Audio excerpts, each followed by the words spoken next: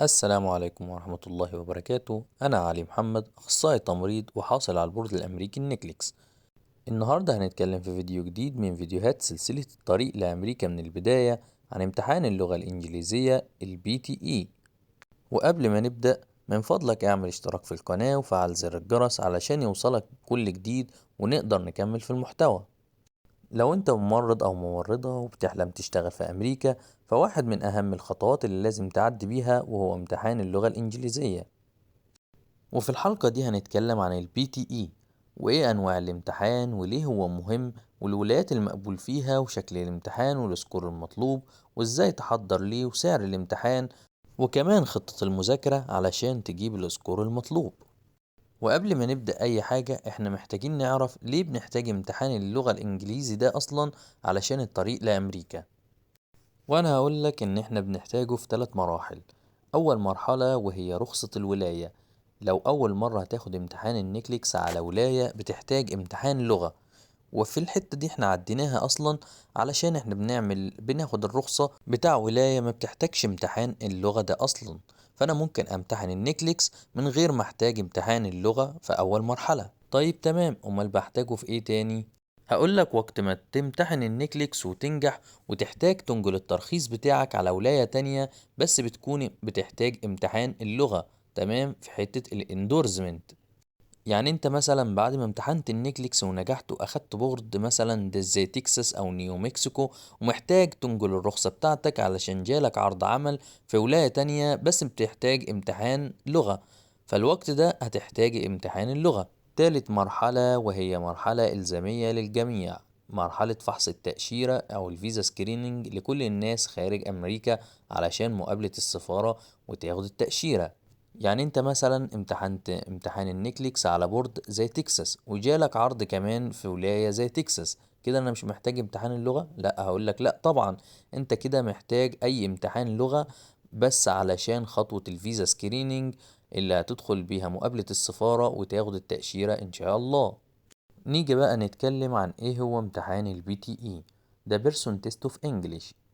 ده امتحان اكاديمي لقياس مستواك في اللغة الانجليزية، والامتحان معمول بالكامل على الكمبيوتر ويتم تصحيحه بدون تدخل بشري، وده اللي مخليه نوعا ما اسهل من الامتحانات الاخرى بتاع الانجليزي زي الايلتس والتويفل وغيره. والامتحان مكون من 4 مهارات، وهم التحدث اللي هو السبيكينج، والكتابة الرايتنج، والقراءة الريدنج، والاستماع اللي هو الليسننج. هنتكلم دلوقتي عن أنواع الأسئلة في كل قسم وكمان شرح مبسط ليها. أول حاجة معانا هو التحدث اللي هو السبيكينج، وده فيه 5 أنواع من الأسئلة. السؤال الأول وده اسمه ريد ألاود، وده هنا بيدي لك قطع صغيرة أو عدة جمل في وقت معين بتقرأها، ويبدأ بعدها تسجيل علشان تقرأ اللي انت القطعة دي بنطق سليم. ودرجات السؤال ده بتتوزع على الريدنج والسبيكينج. تاني سؤال وهو الريبيت سنتنسز، وده عبارة عن انك بتعيد اللي بتسمعه، وبيدي لك مقطع صوتي عبارة عن جملة او اكتر بتسمعها، وبعد ما تخلص المطلوب منك ترجع تقولها بنطق سليم. درجات السؤال ده بتتوزع على السبيكينج والليسننج. تالت سؤال معانا وهو الديسكرايب ايمج، وده عبارة عن انه بيدي لك صورة او رسم بياني او غيره، وانت المفروض انك بتوصفه في مقطع صوتي. رابع سؤال معانا هو الريتل ليكتشر، وده هنا بيديلك محاضرة أو قطعة كبيرة بتسمعها ومطلوب منك إن أنت تعيد صياغتها أو تقولها من تاني. ولاحظ إن السؤال هنا درجاته بتتوزع على السبيكينج والليسننج. خامس سؤال معانا هو الأنسر شورت كويستشنز، وده بيديلك كام سؤال عام كده بتجاوب عليهم، ودرجاته قليلة جدا تكاد تكون معدومة ومش مهم. وتاني مهارة معانا أو قسم هو الرايتنج، وده فيها سؤالين. السؤال الأول وهو summarize written text، ودي بتبقى عبارة عن قطعة كبيرة وانت محتاج تلخصها وتعيد كتابتها من جديد بدون أخطاء لغوية أو أي أخطاء في القواعد. تاني سؤال معانا هو الرايتنج essay، وده عبارة عن إنك بتكتب مقال كبير من موضوع هو بيطلبه منك زي موضوع التعبير كده. تالت مهارة معانا أو قسم هو الريدنج، ده مكون من 5 أسئلة، والسؤال الأول هو الفيلم بلانكس، ده عبارة عن قطعة بتقراها وبيكون فيها فراغ في كلمات معينة ومديلك اختيارات لكل مكان تختار الإجابة الصحيحة من متعدد. والسؤال التاني هو ال MC Multiple Answer. ده عبارة عن قطعة بيديها لك وتحتها أسئلة، بناء على فهمك للقطعة دي تحل الأسئلة، وبيبقى في الغالب اختيار من متعدد. وتالت سؤال وهو ال Reorder Paragraph، وده عبارة عن جمل أو قطع مفرقة وعايزك إنك تعيد ترتيبها من جديد على حسب المعنى. رابع سؤال اللي هو ال Fill in the Blanks، هنا بيديلك قطعة وكلمات مفقودة، وتحت القطعة كلها مجموعة من الكلمات وانت بتختار منهم المناسب لكل فراغ. خامس سؤال وهو MC Single Answer، دي قطعة صغيرة وعليها سؤال واحد اختيار من متعدد، وغالبا إجابتها مش بتفرق قوي. ومعانا المهارة الأخيرة أو القسم الأخير اللي هو listening، وده فيه أكتر عدد من الأسئلة، حوالي 8 أسئلة. السؤال الأول summarize spoken text، ده عبارة عن إنك بتسمع مقطع صوتي وبتختصره بجمل صحيحة لغويا، وخلي بالك السؤال ده درجته بتتوزع على الاستماع والكتابة. وتاني سؤال هو MC multiple answer، ده مقطع صوتي وعليه سؤال اختيار من المتعدد. تالت سؤال filling blanks، وده بيديلك قطعة مكتوبة وفي مقطع صوتي وكلمات مفقودة من القطعة، وانت بتسمع المقطع المفروض تكتب الكلمات دي منه. رابع سؤال وهو highlight correct summary، ده مقطع صوتي وتحتيه تلخيص للحوار أو عبارة مختصرة تختار الصح من المتعدد. وخامس سؤال هو ال MC Single Answer، ده مقطع صوتي وبيديلك عليه سؤال اختيار من متعدد. سادس سؤال هو Select Missing Words، ده مقطع صوتي وآخره صوت بيب كده وكمالة الجملة مفقودة وبتختار الإجابة من متعدد. سابع سؤال وقبل الأخير وهو ال Highlight Incorrect Words، وده عبارة عن مقطع صوتي القطعة قدامك وفي كلمات غلط انت تسمع وتعلم على الكلمات الغلط دي. آخر سؤال وده سؤال مهم جدا وهو اسمه Write from Dictation، ده عبارة عن مقطع صوت الجملة أو أكتر بتسمعها وبتكتب اللي انت بتسمعه ده بكتابة صحيحة، ومش مهم الترتيب، بس السؤال ده ليه درجات كتير عن طريق الاستماع وعن طريق الكتابة. نيجي بقى لمدة امتحان ال PTE، والامتحان عبارة عن ساعتين بدون فواصل، والنتيجة بتظهر في خلال من يوم إلى 5 أيام غالبا. تيجي بقى تقولي هل امتحان ال PTE ده ليه أنواع؟ أقول لك طبعا. الامتحان فيه 4 أنواع. أول امتحان هو ال PTE Academic، وده المطلوب مننا للسفر لأمريكا، وده بيبقى معتمد من المؤسسات وهيئات تراخيص طبية وهكذا، وهو ده اللي بنمتحنه علشان نسافر أمريكا.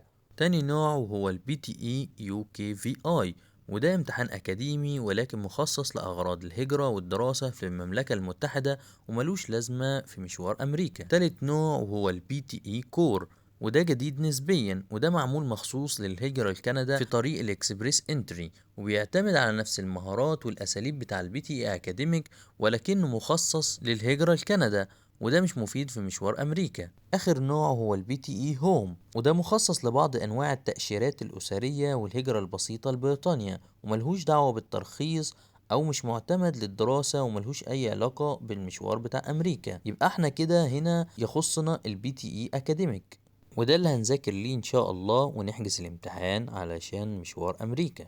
هتيجي تقولي طب إيه سعر الامتحان بتاع ال PTE Academic ده؟ هقول لك سعره في مصر حاليا حوالي $170 أمريكي، وبتدفعهم طبعا عن طريق الكريدت كارد. طب هتقولي ايه أماكن الامتحان في مصر؟ هقولك هو كان مكان واحد واتضاف مكان جديد، وهو أول مكان هو جامعة مصر للعلوم والتكنولوجيا اللي هي MUST، ودي في 6 أكتوبر في الجيزة في الحي المتميز. تاني مكان هو دي جامعة جديدة في العاصمة الإدارية الجديدة اسمها جامعة هيرتفوردشاير الإنجليزية. قول لي طيب دلوقتي أنا محتاج أحجز امتحان ال PTE Academic، أحجزه إزاي؟ هقول لك ده بيبقى عن طريق موقعهم الرسمي اللي هو بيرسون PTE، وطبعا بتستعمل فيزا اللي هي الكريدت كارد عشان تدفع بالدولار ويتسحب بالدولار من الفيزا. دلوقتي هنتكلم عن الولايات اللي بتقبل ال PTE Academic، وهنقسمهم ل3 أنواع رئيسية. أول نوع هي ولايات بتقبل ال PTE عشان الترخيص أول مرة علشان تقدر تمتحن النيكليكس، واحنا اتكلمنا في النقطة دي ان انت تقدر عادي تمتحن النيكليكس من غير الامتحان اللغة. تاني نوع من الولايات هي ولايات بتقبل ال PTE بس وقت تحويل الرخصة او الاندورزمنت. يعني انا مثلا معايا الترخيص الاولي، اول ترخيص طلعته بعد ما امتحنت النيكليكس هو مثلا بتاع ولاية نيو مكسيكو، بس جالي عرض عمل في ولاية تانية بس بتقبل ال PTE، كده انا اقدر اعمل الاندورزمنت بتاعي بس بعد ما اخد امتحان ال PTE. وفي ولايات تانية ما بتحتاجش اي امتحان لغة خالص. ودي ولايات زي ما اتكلمنا تكساس ونيو مكسيكو وإلينوي ونيويورك وغيرهم. تالت نوع من الولايات وهي ولايات مش بتقبل البي تي اي وبتعتمد امتحانات اخرى زي الايلتس والتوفل او الاو اي تي او غيره. ودلوقتي هنتكلم عن الولايات اللي بتقبل البي تي اي للترخيص من اول مرة، ومنهم مش بيحتاج امتحان لغة خالص. وطبعا اشهرهم في الولايات دي هي ألاباما وأريزونا وكولورادو وواشنطن دي سي وساوث كارولاينا وساوث داكوتا وويست فيرجينيا وبنسلفانيا وأوهايو وغيره. ودلوقتي هنتكلم عن الولايات اللي بتقبل البي تي اي أثناء نقل الترخيص بتاعك اللي هو الاندورزمنت، يعني بعد ما بتنجح في امتحان النيكليكس وتنقل الترخيص بتاعك. في بعض منهم بيقبل بالفيزا سكريننج بعد ما بتعملها، وفي بعض منهم بيقبل على طول الامتحان من غير فيزا سكرين علشان تقدر تنقل الترخيص. ودي قائمة بأشهر الولايات اللي بتقبل البي تي اي أثناء الاندورزمنت سواء بفيزا سكرين أو من غيرها، وأشهرهم في الولايات هي كاليفورنيا وفلوريدا ونورث داكوتا. وهنا كده شفنا ان في ولايات كتيرة جدا بتقبل بالبي تي اي، وانك لما بتمتحن البي تي اي بيبقى معاك اختيارات كتيرة جدا من بين الولايات. وطبعا احنا عارفين ان في ولايات ما بتقبلش البي تي اي وبتقبل الايلتس او التويفل او الاو اي تي. هنتكلم دلوقتي عن السكور المطلوب للبي تي اي اكاديميك. هو الامتحان من 90 درجة في كل قسم، فمطلوب منك في السبيكينج تجيب 55 من 90، وباقي الأقسام تجيب 50 من 90 زي الرايتنج والريدنج والليسننج، بس الأوفر أول بتاعك يبقى 55 من 90. وده أعتقد ده أقل سكور لأي دولة. انت لو بحثت في طريق أستراليا هتلاقي إن انت محتاج سكور أعلى من كده بكتير. هنتكلم دلوقتي عن خطة المذاكرة لامتحان البي تي اي اكاديميك وازاي اذاكر. اول حاجة انت لازم تعملها هي انك تفهم شكل الامتحان من اليوتيوب. في قنوات كتيرة جدا بتشرح البي تي اي، انت ابحث بس. امتحان البي تي اي ده بتحسه ان هو امتحان تكنيكات وتبس وتمبلت اكتر من انه امتحان لغة، تمام؟ فانت محتاج تذاكر بذكاء، تفهم شكل الامتحان وتعرف ايه الخطوات علشان احل. وهتلاقي في تمبلت محفوظة مثلا حاجات زي الرايتنج، ازاي تكتب مقال. ممكن تحفظ الحاجات دي وتدخل وهتجيب سكور كويس ان شاء الله. تاني حاجة وهو ده أهم موقع معانا وهو موقع أبيوني، وده موقع مش هيخليك إن شاء الله تحتاج لأي كورسات في البي تي إي، وهتحل بنفسك وهتجيب السكور المطلوب. موقع أبيوني ده موقع صيني ولكنه شبيه جدا للامتحان، وفيه كل الأقسام بتاع الامتحان وتقدر تتدرب يوميا على كل مهارة، تمام؟ بس انت أهم حاجة إنك تبقى مجهز لابتوب أو كمبيوتر وسماعة بمايك عاملة زي جو الامتحان بالظبط علشان تقدر تقيم نفسك وتتدرب كل يوم. وليهم كمان ابلكيشن بنفس الكلام لو انت بره البيت وتقعد تتدرب بيه عن طريق الموبايل. للأسف موقع أبيون ده موقع مدفوع، لكن فيه بعض المميزات المجانية لكن تمنه مش كبير.